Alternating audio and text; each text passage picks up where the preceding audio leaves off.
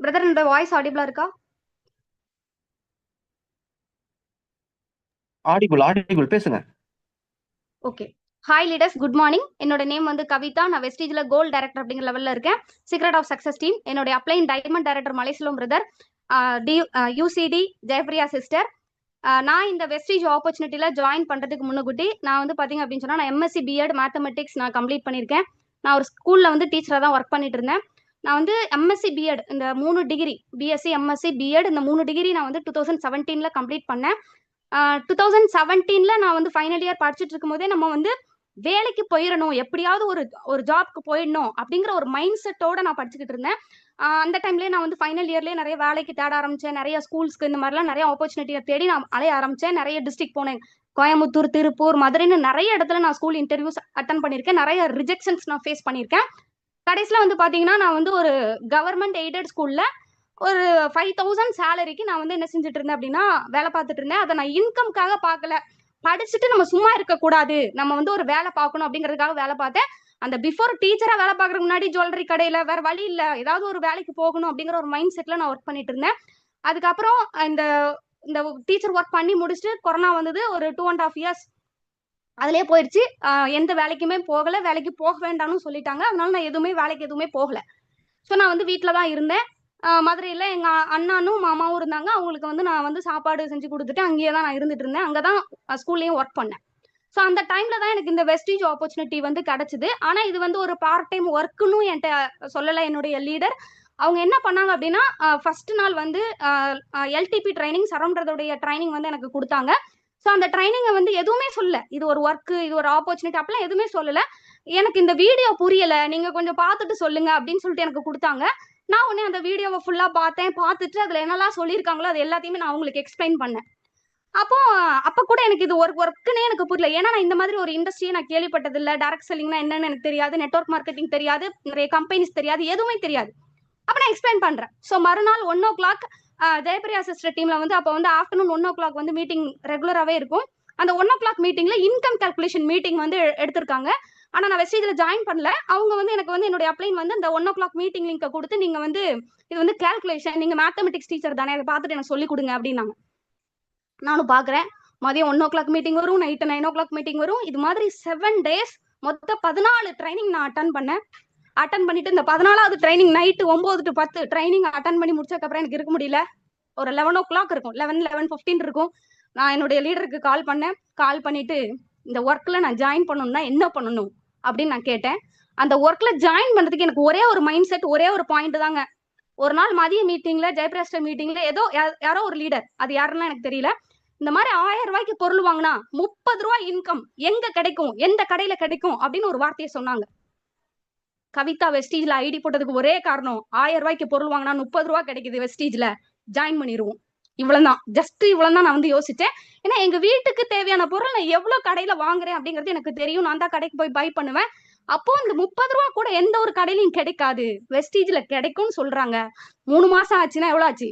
90 ரூபா ஆச்சு. 4 மாசம் ஆச்சுன்னா 120 ரூபா ஆச்சு. ஏதாவது ரீசார்ஜ் ஆகுது பண்ணிக்கலாம், ஜாயின் பண்ணிடுவோன்னு வெஸ்டீஜ்ல போயிட்டு என்னோட லீடர்கிட்ட நான் வந்து ஜாயின் பண்ணிட்டேன். நைட்டு 11:30க்கு ஜாயின் பண்ணேன். 11:45க்கு என்னை குரூப்ல வந்து வெல்கம் பண்ணாங்க.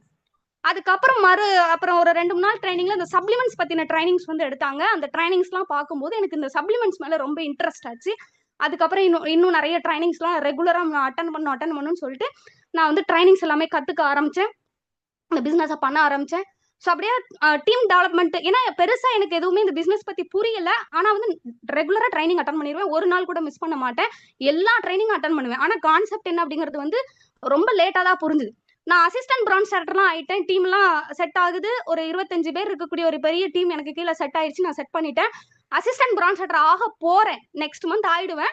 இந்த மந்த் என் டீம்ல இருக்கிற எல்லாருமே வந்து வெளியில போயிட்டாங்க. அடுத்த மாசம் எனக்கு 2ஆம் தேதி நான் செல்ஃப் பர்ச்சேஸ் கம்ப்ளீட் பண்ணோன்னு நான் ஏபிடி எனக்கு பேனர் போடுறாங்க. பட் எனக்கு கீழே இருக்கக்கூடிய ஒரு மெம்பர் கூட எனக்கு கங்க்ராச்சுலேஷன் பண்றதுக்கு இல்ல. அந்த நிமிஷம் தான் நான் என்னுடைய யோசிச்சேன், என்ன மிஸ்டேக் இந்த பிசினஸ்ல நம்ம பண்ணோம். பிசினஸ்னு கூட அப்ப யோசிக்கல, இந்த ஒர்க்ல நம்ம என்ன தப்பு பண்ணோம், ஏன் நமக்கு கீழே உள்ள டீம் இல்லாம போனாங்க. இந்த கேள்வியே 1 மாசம் எனக்குள்ளேயும் கேட்டேன், அப்ளைன்ட்டையும் கேட்டேன். 1 மாசத்துலயும் நான் சும்மாவும் இருக்கல. ஒரு நாளைக்கு குறைஞ்சது 2 பேரையாவது எல்டிபி பார்க்க வச்சிருவேன். ஆனா ஐடிஸே நடக்கல. பட் இருந்தாலும் நான் தொடர்ந்து பண்ணிட்டே இருந்தேன். நவம்பர் மந்த் எனக்கு திருப்பி ஒரு ஐடி வந்து நடந்தது இந்த பிசினஸ்ல. அதுதான் என்னுடைய டேர்னிங் பாயிண்ட். நான் அதுக்கப்புறம் வந்து ஜனவரியில நான் வந்து பிரான்ஸ் டைரக்டர் அச்சீவ் பண்ணேன். ஸோ மிராக்கிள்னு சொல்லலாம் இந்த மந்த் நான் பிரான்ஸ் அச்சீவ் பண்ணது. இந்த நவம்பர் டிசம்பர் 2 மந்த்ல எனக்கு டீம் நல்லா வேகமா செட் ஆயிடுச்சு. ஜான்வரி மந்த் வந்து நான் வந்து ஒரு ஃபர்ஸ்ட் வீக்லயே வந்து ரொம்ப உடம்பு சரியில்லாம நான் வந்து சிக்காயி எனக்கு வந்து குளுக்கோஸ் ஏறிட்டு இருக்கு. கிட்டத்தட்ட 15-20 நாள் வந்து நான் வந்து எந்த வேலையுமே செய்யல. ஆனா அந்த மாசம் தான் நான் பிரான்ஸ் டைரக்டர் குவாலிஃபை பண்ணேன். அப்பதான் புரிஞ்சுக்கிட்டேன், இந்த வேலை நம்ம செஞ்சுக்கிட்டே இருக்கிறனால மட்டும் வருமானம் இல்ல. நம்ம ஒன்ஸ் உருவாக்கிட்டாலே நல்ல வருமானம் வரும். அந்த உருவாக்கக்கூடிய விஷயத்த நம்ம கரெக்டா கத்துக்கிட்டு பண்ணோம் அப்படின்னு சொன்னா இந்த பிசினஸ்ல நம்மளால சக்சஸ் பண்ண முடியும் அப்படிங்கறத நான் கண்டுபிடிச்சதே பிரான்ஸ் டைரக்டர்ல தான். அண்ட் பிரான்ஸ் டைரக்டருக்கு அப்புறம் தான் இந்த பிசினஸ்ல நம்ம என்ன பண்ணணும், எப்படி பண்ணணும், ஒரு டீமை எப்படி ஹேண்டில் பண்ணணும், எப்படி வந்து நம்ம வந்து அடுத்தவங்களுக்கு இதை கத்துக் கொடுக்கணும், இந்த மாதிரியான விஷயங்கள் எல்லாத்தையும் நான் கத்துக்கிட்டேன். நிறைய பேர் இப்போ வெஸ்டேஜ்ல ஜாயின் பண்ண டே 1ல இருந்து கனெக்ட் பண்ணி நான் இவ்வளவு நாள் ஆச்சு, இந்த லெவல் அச்சீவ் பண்ணலாம், அந்த லெவல் அச்சீவ் பண்ணலாம்னு சொல்லுவாங்க. பட் நான் வெஸ்டேஜ்ல ஜாயின் பண்ண 1.5 வருஷத்தை நான் என்ன சொல்லுவேன்னா, என்னுடைய லேர்னிங் பீரியட் அதை கணக்கே நான் எடுத்துக்க மாட்டேன். அது நான் வெஸ்டேஜ்ல ஜாயின் பண்ண நாளாவே நான் கணக்குல வச்சுக்கவே இல்லை. அதுக்கப்புறம் நான் சில்வர் டைரக்டர் அச்சீவ் பண்ணும்போது டீம் பில்டிங் போனஸோட எல்ஓபியோட தான் நான் அச்சீவ் பண்ணேன். சில்வர் டைரக்டர்ல என்னுடைய வருமானம் 21,000 சம்திங். என்னுடைய பிரான்ஸ் டைரக்டர் இன்கம் 5,000. அது அப்படியே சில்வர் டைரக்டர் நான் அச்சீவ் பண்ணும் பொழுது கரெக்டா நான் பிரான்ஸ் அச்சீவ் பண்ண 7வது மாசம் நான் சில்வர் டைரக்டர் அச்சீவ் பண்ணேன். வித் எல்ஓபியோட தான் அச்சீவ் பண்ணேன். ஸ்டில் நான் சில்வர் அச்சீவ் பண்ண மாதத்துல இருந்து இந்த மாதம் வரைக்கும், மார்ச் மாதம் வரைக்கும் எல்ஓபியோட மட்டும்தான் நான் இன்கமே வாங்கியிருக்கேன். எல்ஓபி இல்லாம என்னுடைய வருமானமே கிடையாது. என்னுடைய இன்கம் சார்ட்ல நான் அச்சீவ் பண்ண எல்லா மாசமும், குவாலிஃபை பண்ண எல்லா மாசமும் எல்ஓபி வருமானத்தோட தான் நான் வாங்கினேன். ஆவரேஜா 2024ல 20,000ல இருந்து 25,000 என்னுடைய வருமானம் இருந்தது. ஸ்டில் இப்போ வந்து பாத்தீங்க அப்படின்னு சொன்னா என்னுடைய வருமானம் அப்படியே 40,000 அண்ட் அபோவ் வந்து கிராஸ் பண்ணிடுச்சு. நான் வந்து ஸ்கிரீன் ஷேர் பண்றேன்.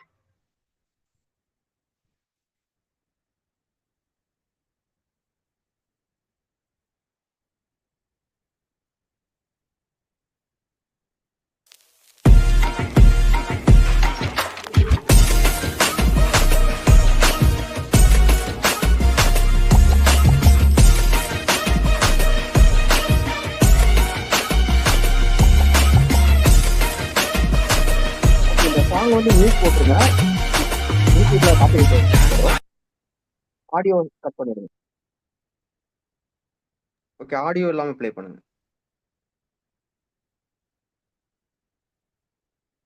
ஓகே ஓகே லீடர்ஸ், இப்போ வந்து பாத்தீங்க அப்படின்னு சொன்னா என்னுடைய கடைசி ஒரு வருஷத்துடைய வருமானம் 2025ல மட்டும் என்னுடைய மொத்த வருமானம் 3,84,220 ரூபாய் என்னுடைய இன்கம். நான் வெறும் 5,000 வருமானத்துக்கு தான் வெளியில கஷ்டப்பட்டுட்டு இருந்தேன். அந்த 5,000 வருமானத்துல 1 ரூபா கூட என் மீதி இருக்காது. பஸ் எக்ஸ்பென்சஸ், ஸ்கூல் எக்ஸ்பென்சஸ்ன்னு போக எனக்கு ஜஸ்ட் ரீசார்ஜ் பண்றதுக்கு அமௌண்ட் கிடைக்கிறதே பெரிய விஷயமா இருந்தது. பட் வெஸ்டேஜ்ல 2025ல மட்டும் 3,84,220 ரூபாய் நான் இன்கம் சம்பாதிச்சேன். இந்த இன்கம் மூலியமா நான் லாஸ்ட் இயர்ல 2025ல வந்து பாத்தீங்க அப்படின்னு சொன்னா என்னுடைய பிரதருக்கு வந்து பர்த்டே அப்போ வந்து நான் வந்து ஒரு மொபைல் வாங்கி கொடுத்தேன். அதுக்கப்புறம் ஒரு ஜுவல் சீட்டு வந்து ஒண்ணு போட்டேன்.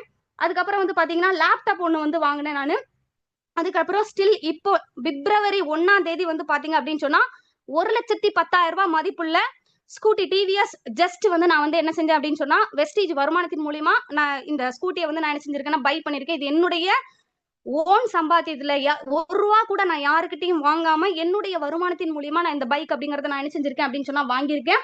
அது மட்டும் இல்ல, என்னுடைய பிரதரை வந்து இந்த இயர், அதாவது நான் ஏற்கனவே நான் வந்து தாய்லாந்து ட்ரிப் வந்து நம்மளுடைய டூர் ஃபண்ட் மூலியமா நான் வந்து போயிருக்கேன். இப்போ என்னுடைய பிரதரையும் வந்து இந்த மார்ச்ல வந்து போன தாய்லாந்து டூருக்கு வந்து என்னுடைய டிராவல் ஃபண்ட் மூலியமா நான் வந்து டூருக்கு வந்து அனுப்பி வச்சிருந்தேன். ஸோ அது மட்டும் இல்ல, இப்போ போன மந்த் 25ஆம் தேதி வந்து நான் வந்து இது வந்து சில்வர் தான், இது ஆக்சுவலா கோல்டுல எனக்கு சில்வர்ல கம்மல் போடணும்னு ரொம்ப நாள் ஆசை. பட் இது வந்து சில்வர்ல இப்போ வந்து கோல்டு பேட்டர்ன்ல வருது. ஸோ அது வந்து நான் வந்து பை பண்ணேன். இது வந்து 3,000 rupees. இது வந்து சோ வந்து பாத்தீங்க அப்படின்னு சொன்னா இது வந்து என்னுடைய இந்த இயர் கடைசி 3 மாத வருமானம்.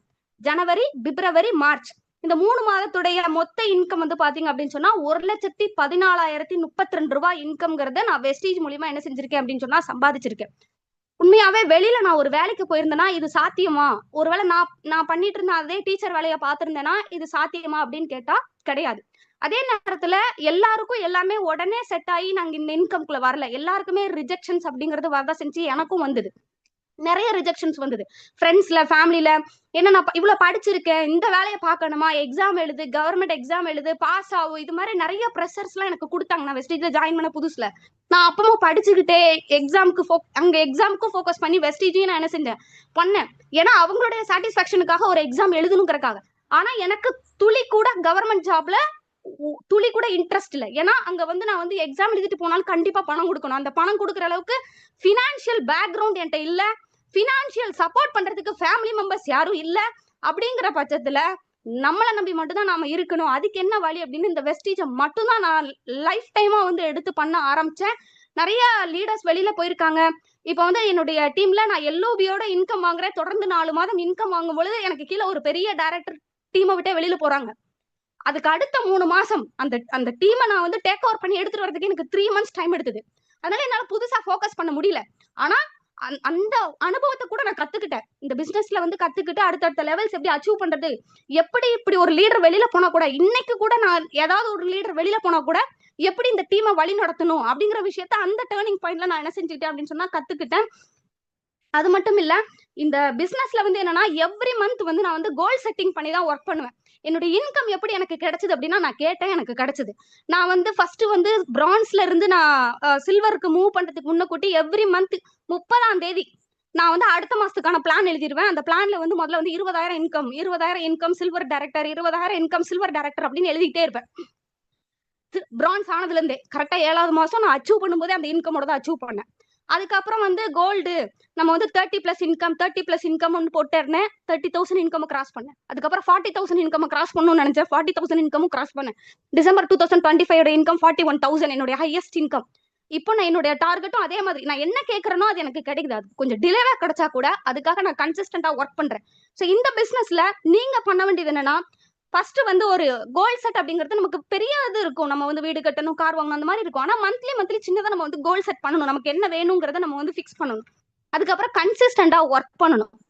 நெகட்டிவிட்டிஸை ஓவர் கம் பண்ண தெரியணும். இங்க நிறைய பேர் வந்து ஒரு ஐடி வந்து உங்களுக்கு உள்ள வரலனாலே உட்காந்துட்டு வருத்தப்படுறீங்க, உங்க ஃப்ரெண்டு வரல, ரிலேட்டிவ்ஸ் வரலன்னு. நான் இந்த வெஸ்டீஜ் பிசினஸ்ல ஜாயின் பண்ண 1.5 yearsல எனக்கு எந்த ஃப்ரெண்ட்ஸும் இல்ல. இப்போ வரைக்கும் எந்த ஃப்ரெண்ட்ஸும் கான்டாக்ட் இல்ல, பேசுறது இல்ல. ஓகேங்களா? இப்பதான் என்னுடைய ஸ்கூல் ஃப்ரெண்ட் ஒரு ஃப்ரெண்ட் வெஸ்டீஜ்ல ஜாயின் பண்ணி சூப்பரா எடுத்து பண்ணிட்டு இருக்காங்க. பட் வேற எந்த ஃப்ரெண்ட்ஸ் கூடயும் டச் கிடையாது. நான் எந்த ஃபங்க்ஷன்ஸும் அட்டன் பண்ணதில்ல. எல்லா ஃபங்க்ஷன்ஸையும் அவாய்ட் பண்ணிடுவேன். ஃபேமிலி மெம்பர்ஸ் கூட அதிகமா நான் பேச மாட்டேன். ஃபங்க்ஷன்ஸ் எதுவும் போக மாட்டேன். ரொம்ப முக்கியமானதா இருந்தா மட்டும்தான் போவேன். பட் யார் என்ன சொன்னாலும் நான் ஸ்ட்ராங்கா இருக்கணும் அப்படிங்கறத வந்து டிசைட் பண்ணேன். எவ்வளவோ பேசியிருந்தாலும் கூட நான் இந்த பிசினஸ் விட்டு போக கூடாதுங்கிற விஷயத்துல ரொம்ப ஸ்ட்ராங்கா தெளிவா இருந்ததுனால மட்டும்தான் என்னால இந்த இன்கம் ஏர்ன் பண்ண முடிஞ்சது. சோ ஒரு ஐடி போறதுக்கு, ஒருத்தவங்களை கூப்பிட்டா வரலங்கிறதுக்கு நெகட்டிவிட்டிஸை வந்து யோசிச்சுட்டு உட்காந்துட்டு இருக்கீங்க. பட் எனக்கு இந்த பிசினஸ்ல பெரிய பெரிய லீடர்ஸே நிறைய பேர் வெளியில போயிருக்காங்க. டைரக்டர் லெவல்ல 16% ஏபிடி இல்ல. பட் அதை பத்தி எல்லாம் நான் கவலைப்பட்டதே இல்லை. என்ன நடந்தாலும் பாத்துக்கலாம், நம்மளால முடியும் அப்படின்னு நான் கோ நெக்ஸ்ட்னு ஒர்க் பண்ணேன். ஸோ நெகட்டிவிட்டிஸை ஓவர் கம் பண்ண பழகுங்க. அடுத்தது டீம் கூட கால் அதிகமா பேசுங்க. டெய்லி இன்விடேஷன் பண்ணுங்க. நம்ம டீமோட சிஸ்டம் என்ன பண்ணுங்க அப்படின்னு சொன்னா ஃபாலோ பண்ணுங்க. மெயினா உங்களுடைய மைண்ட் செட்டை ரொம்ப பாசிட்டிவா வைங்க. நடக்காது, முடியாது, வரல, நடக்கல அப்படின்னு சொல்றதெல்லாம் நிப்பாட்டிட்டு என்னால முடியும், எனக்கு நடக்கும், எனக்கு கிடைக்கும். நான் இந்த 40,000 இன்கம் எழுதும் போது இது வெஸ்டீஜ்ல சாத்தியமா எப்ப கிடைக்கும் அப்படிங்கறதுலாம் எனக்கு தெரியாது. ஆனா 40,000 இன்கம் நம்ம ரீச் பண்ணணுங்கிற மைண்ட் செட் மட்டும் என்கிட்ட இருந்தது. அதுதான் என்னை அந்த இன்கம்ல வந்து கொண்டுட்டு வந்து சேர்த்துச்சு. சரிங்களா? அது மட்டும் இல்ல, ஒவ்வொரு நாளும் உங்க டீம் கூட நீங்க வந்து அதிகமா டைம் ஸ்பெண்ட் பண்ணுங்க. அவங்களுக்கு தேவையான விஷயங்களை வந்து கத்து கொடுங்க. நாமளும் கத்துக்கணும். இந்த பிசினஸ்ல நான் இப்ப வரைக்கும் 20% தான் கத்துருக்கேன். இன்னும் 80% நான் கத்துக்கிடணும் அப்படிங்கறத நான் சொல்லுவேன். அது மட்டும் இல்ல, சோ இதுதான் என்னுடைய பியூட்டிஃபுல் டீம். சோ இந்த மாதிரி ஒரு டீம் கிடைச்சதுக்கும், என்னுடைய அப்ளைன் கிடைச்சதுக்கும் நான் உண்மையாவே பெருமைப்படுறேன். ஏன்னா இது என்னதுன்னே தெரியாம தான் வெஸ்டீஜ்ல வந்தேன். ஒரு 30 ரூபா வருமானத்துக்கு ஆசைப்பட்டு வந்தேன். இன்னைக்கு மந்த்லி ஆவரேஜா 40,000 ஏர்ன் பண்றேன். வெறும் 30 ரூபா. ஓகேங்களா? அதுக்காக ஆசைப்பட்டு வெஸ்டீஜ்ல ஐடி போட்டேன்னா இன்னைக்கு 40,000 சம்பாதிக்க முடியுதுன்னா, நீங்க ஒவ்வொருத்தரும் இந்த வெஸ்டீஜ்ல ஏதாவது ஒரு காரணத்துக்காக தானே ஐடி போட்டீங்க. அந்த காரணத்தை ஸ்ட்ராங்கா ஃபிக்ஸ் பண்ணிட்டு ஒர்க் பண்ணுங்க. கண்டிப்பா உங்களுக்கு சக்சஸ் கிடைக்கும். தேங்க்யூ பிரதர், எனக்கு இந்த ஆப்பர்ச்சுனிட்டி கொடுத்துருக்கு. தேங்க்யூ. Wish you wealth.